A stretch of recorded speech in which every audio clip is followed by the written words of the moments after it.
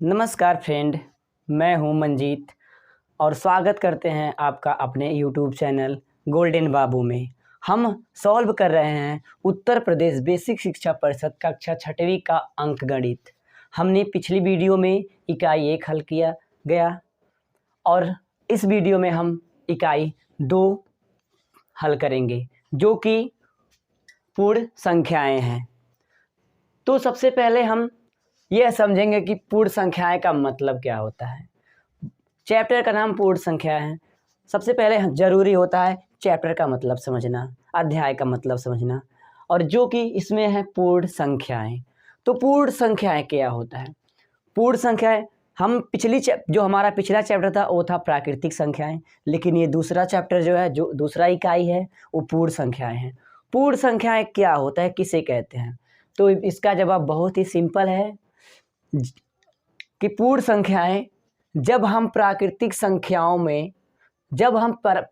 संख्या में शून्य को जोड़ लेते हैं तो वह पूर्ण संख्या कहलाती है। यानी अगर हम प्राकृतिक संख्या में पूर्ण जीरो जोड़ देते हैं, यानी जीरो उसमें मिला देते हैं, तो वो पूर्ण संख्या बन जाता है। जैसे प्राकृतिक संख्या, सबसे हम जानते हैं प्राकृतिक संख्या, पिछली वीडियो में हम डिस्कस किए हैं कि प्राकृतिक संख्या गिनती की संख्या होती है। जैसे 1 2 3 4 5 6 7 ऐसे ऐसे अनंत तक, ये था हमारा प्राकृतिक संख्या। लेकिन ये चैप्टर है पूर्ण संख्या। तो पूर्ण संख्या मतलब यहाँ पे देखिए लिखा है, जैसे शून्य को जोड़ लेते हैं। शून्य यानी हम अगर यहाँ पे जीरो ऐड कर लेते हैं इसमें, यानी जीरो से अगर स्टार्ट करते हैं तो वो पूर्ण संख्या कहलाता है। फिर से एक बार समझ लीजिए आसान भाषा में, जब हम प्राकृतिक संख्याओं में जीरो को जोड़ लेते हैं तो वो पूर्ण संख्या कहलाता है, जो कि हमारा इकाई 2 पूर्ण संख्या चैप्टर है। आई होप आपको समझ में आया होगा। अब हम करेंगे अभ्यास 2A अंकगणित कक्षा 6वीं का पहला प्रश्न। पहले प्रश्न में कह रहा है कि सबसे छोटी पूर्ण संख्या बताइए। तो सबसे छोटी पूर्ण संख्या जो हमारा होता है, सबसे छोटी पूर्ण संख्या वो होता है शून्य, क्योंकि सबसे पहले वो शून्य ही आता है। अगर हम पूर्ण संख्या के बारे में जो अभी हम डिस्कस किए हैं इससे थोड़ी देर पहले, अगर ध्यान दें वीडियो की शुरुआत में हम ये बताया कि पूर्ण संख्या किसे कहते हैं। तो पूर्ण संख्या 0 1 2 3 4 5 6 7 डॉट डॉट डॉट अनंत तक इसको हम काउंट करते हैं। तो सबसे पहले जो हमारा पड़ता है वो होता है शून्य। तो सबसे छोटी पूर्ण संख्या जो है हमारा 0 है। तो इसका उत्तर होगा कि सबसे छोटी पूर्ण संख्या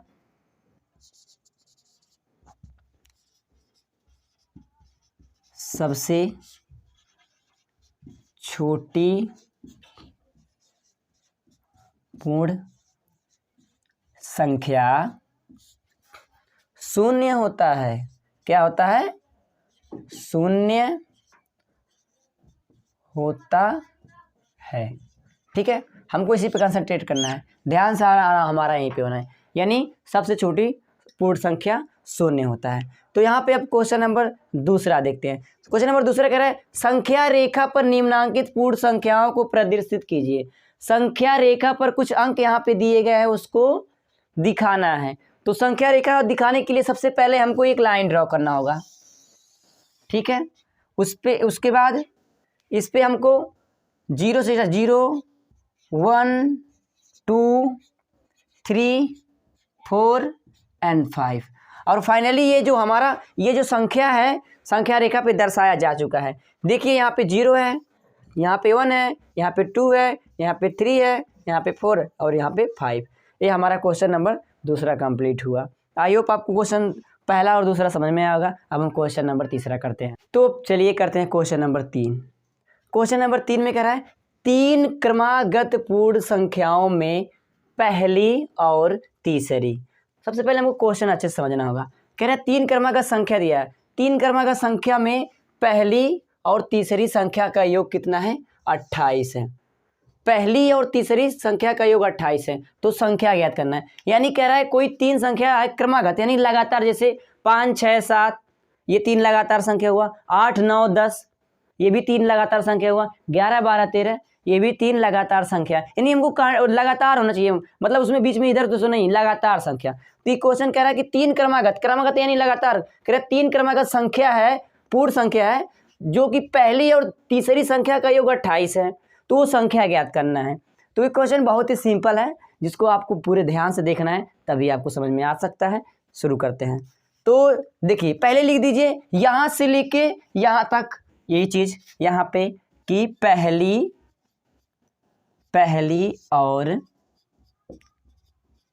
और तीसरी संख्या का योग कितना है? 28 है। देखिए यहाँ पे दिया है, अब हम लिखेंगे, हल कर रहे हैं, ठीक है, ध्यान रहे, हल कर रहे हैं हम इसको, यहाँ से हमारा आंसर हो रहा है। तो पहली और तीसरी संख्या का योग कितना है? पहली और तीसरी संख्या का योग 28 है। तो इसके लिए फिर आगे हम जो लिखेंगे, हमको क्या करना है, इसका आधा करना पड़ेगा। इस क्वेश्चन को ध्यान रहे, इस तरह का अगर क्वेश्चन आता है तो हमको जो योग पहली और तीसरी संख्या का दिया रहता है उसका आधा कर देते हैं। तो यहाँ पे हम लिखेंगे कि पहली और तीसरी संख्या के योग का आधा के लिए हम लोग क्या करते हैं, हम भाग दे देते हैं 2 से। किसी भी संख्या का अगर हमको आधा निकालना है तो उसमें हम 2 से भाग देते हैं। अगर हमको 6 का आधा निकालना है तो 2 से भाग देंगे तो 3 निकलेगा, 6 का आधा 3 होता है। अगर हमको 8 का आधा निकालना है, फिर अगर हम 8 में 2 से भाग दे तो हमारा 4 प्राप्त होगा, और जो कि 8 का आधा होगा। उसी प्रकार से पहली और तीसरी संख्या के योग का आधा निकालना है तो हम क्या करेंगे, 2 से भाग दे देंगे। जी हाँ, और हम जब 2 से भाग देते हैं इसमें तो कितने, 2 का पहाड़ा यानी 14 बार होगा। यानी पहली और तीसरी संख्या का आधा कितना हुआ, 14, जो कि हमारा, तो हमको प्राप्त हुआ कितना, 14।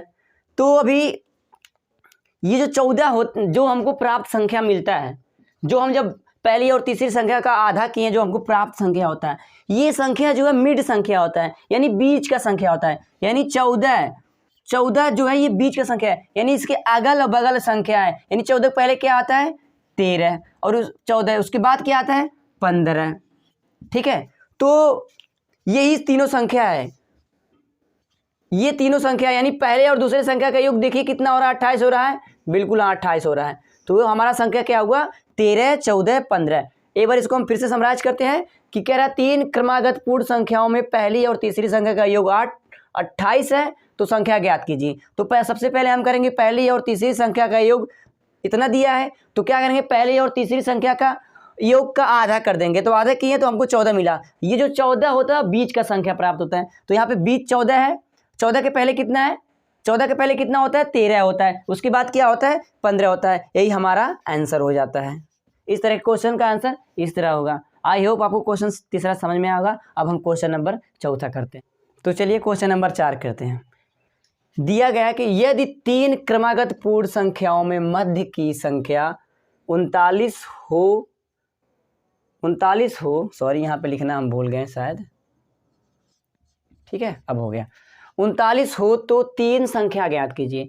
अब देखिए कितना सिंपल, बहुत ही सिंपल। अगर आप पिछला क्वेश्चन यानी कि क्वेश्चन नंबर तीसरा समझ में आपको आया होगा, तो ये क्वेश्चन आपको बहुत ही सिंपल यानी बहुत ही इजी लगेगा। देखिए क्या है, कह रहा है यदि 3 क्रमागत पूर्ण संख्याओं का योग के मध्य का, यानी जो हम पिछली बार वीडियो में जिसका आधा करके प्राप्त किए थे वो संख्या यहाँ पे दिया है, यानी क्या, तो फिर कह रहा है तो 3 संख्या ज्ञात कीजिए। यानी मध्य की संख्या हमको दिया है, कितना दिया है, 39, यानी 39 हमको मध्य की संख्या ज्ञात किया, और तीनों संख्या हमको ज्ञात करना है। तो क्या करना रहेगा हमको कि इसके बाद में क्या आएगा, 40 आएगा, इसके पहले क्या आएगा,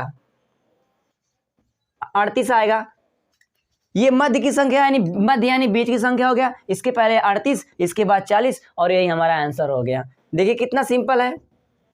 आई होप क्वेश्चन नंबर आपको 4 समझ में आएगा। अब क्वेश्चन नंबर 5 करते हैं। तो चलिए दोस्त, अब करते हैं हम क्वेश्चन नंबर 5, जो कि कह रहा है प्राकृतिक संख्या के समूह में किन संख्या के सम्मिलित कर लेने से वह पूर्ण संख्या का समूह बन जाता है। यानी क्वेश्चन बहुत ही सिंपल है। कह रहा है कि प्राकृतिक संख्या में हम क्या जोड़ देते हैं कि पूर्ण संख्या बन जाता है। अभी हम परिभाषा जो वीडियो के स्टार्टिंग में जो परिभाषा हम बताए हैं पूर्ण संख्या का, उसमें हम यही लिखवाए हैं कि जब हम प्राकृतिक संख्या के समूह में 0 जोड़ लेते हैं तो वो पूर्ण संख्या बन जाता है। वही देखिए यहाँ पे क्वेश्चन नंबर 5 बन गया कि प्राकृतिक संख्या के समूह में किस संख्या को जोड़ देते हैं तो वो पूर्ण संख्या बन जाता है। तो किसको जोड़ते हैं? जी हाँ, शून्य को हम जब प्राकृतिक संख्या के समूह में जोड़ लेते हैं तो क्या बन जाता है? पूर्ण संख्या। और इसका आंसर जो है शून्य ही होगा। आई होप आपको सभी क्वेश्चन आपको समझ में आए होंगे। इस अध्याय में हमारा केवल 5 ही क्वेश्चन था। तो आई होप आपको वीडियो पसंद आया होगा। अगर आपको वीडियो पसंद आया तो आप चैनल को सब्सक्राइब, लाइक, शेयर ज़रूर करें, जिससे हमारा आत्मविश्वास बढ़ेगा और हम अच्छे से और आपको अच्छी वीडियो आगे लाकर देने की कोशिश करेंगे। Thank you.